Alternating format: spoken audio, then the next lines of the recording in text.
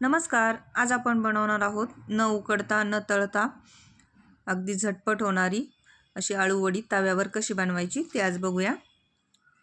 त्यासाठी हिरवी मिरची, लसूण, जिरे, ओवा, कोथिंबीर आणि मीठ आपण वाटून घेणार आहोत.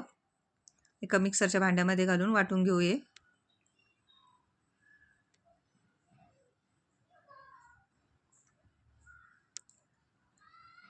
आता याच्यामध्ये चवीनुसार मीठ घालून घेऊ.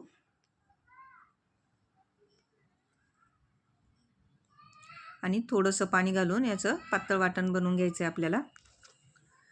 जशी गरज लागेल तसं थोडंसं पाणी घालून वाटून घ्यायचं. आता इथे वाटण आपलं तयार झालेलं आहे.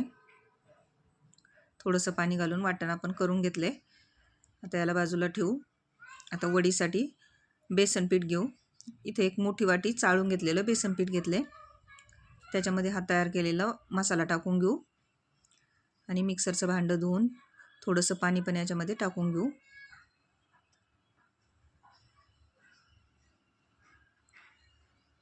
याच्यामध्ये थोडीशी हळद टाकू आणि याला मिक्स करून घेऊ. याच्यामध्ये जसं लागेल तसं पाणी घालून याला पातळ बनवून घ्यायचे. असे सैलसर मिश्रण करून घ्यायचे आपल्याला. जेव्हा आपण उकडून वडी करतो तेव्हा आपण घट्ट मिश्रण ठेवतो, पण अशी वडी करताना पानं लावून तव्यावर थोडं सैलसरच ठेवायचं आहे बेसनाचं मिश्रण.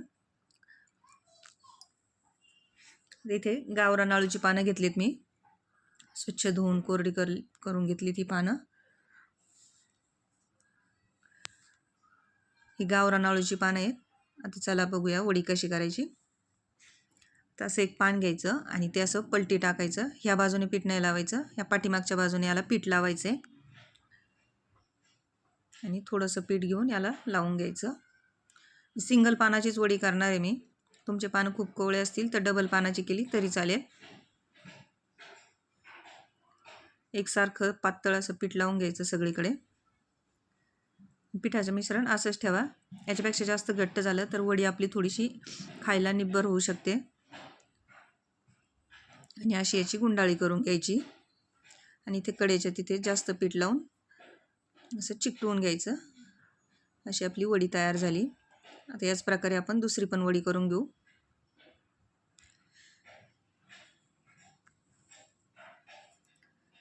जेव्हा आपण उकडून वडी करतो तेव्हा बेसन पिठाचं मिश्रण जेवढं घट्ट असेल तेवढी छान वडी होते आपली. पण इथे असं सैलसर मिश्रणाची छान वडी होते तव्यावरची वडी करताना. तर इथे आपली दुसरी पण वडी तयार झाली.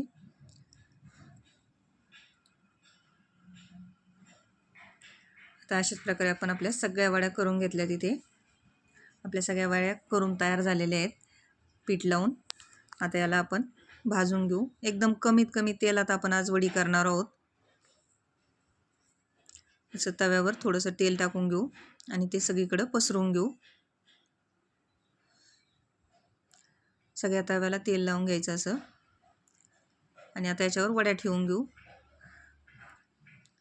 वडी ठेवताना हा जो शेवटचा भाग आहे वडी चिकटवलेला तो खाली करायचा, म्हणजे वडी आपली उलगडत नाही. आणि मोठ्या वड्या मध्ये ठेवून घ्यायच्या आणि छोट्या वड्या कडेला ठेवायच्या.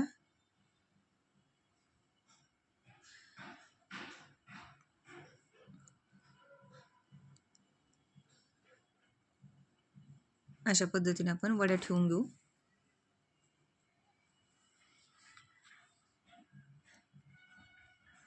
आता वड्या ठेवून झाल्यात आपल्या इथे. याच्यावर वरतून थोडंसं तेल टाकून घेऊ. अगदी थोडंसं तेल टाकू. तुम्हाला जर जास्त तेलात करायचे असतील तर तेल जास्त वापरलं तरी चालेल, त्याने पण छान होतात वड्या. पण आज आपण कमीत तेलात करतोय त्यामुळे मी थोडंच तेल टाकले. आणि आता याला झाकून ठेवू 2 मिनिटासाठी. 2 मिनिटानंतर झाकण काढू. आणि तुमचे पानं जर खूपच जास्त निब्बर असतील, पानं कोवळी नसतील, तरी ते पाण्याचा हापका मारला तरी चालेल. थोडंसं पाणी मारून घेतलं याच्यावर झाकण ठेवण्याच्या अगोदर, तरी पण मस्त वड्या शिजतात. अगदी थोडंसं पाणी हातावर घेऊन याच्यावर मारून घ्यायचं. बघू शकता एक बाजूने मस्त आपल्या वड्या शेकून निघाल्यात. आता वड्यांना पलटी देऊन घेतली आपण. आणि मधल्या वड्या जास्त भाजल्या जातात. आता याला पलटी देऊन परत थोडा वेळ झाकून ठेवू 2 मिनिटासाठी. तर परत 2 मिनिटानंतर झाकण काढू. इथे पण थोडं जास्त तेल वापरलं तर ह्या वड्या पण मस्त होतात शॅलो फ्राय केल्यासारख्या. पण आज आपल्याला कमीत कमी तेलात करायच्या आहेत म्हणून मी खूपच कमी तेल वापरलेलं आहे. अगदी अर्धा पळी तेलातच भाजून घेतलेल्या आहेत ह्या वड्या.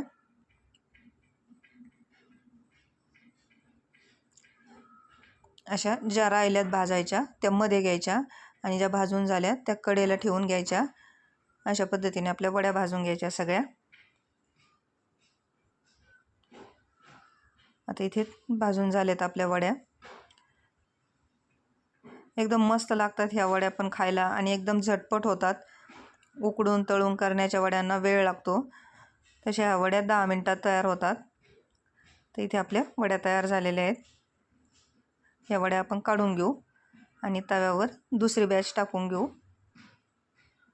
मस्त अशा आपल्या वड्या तयार आहेत.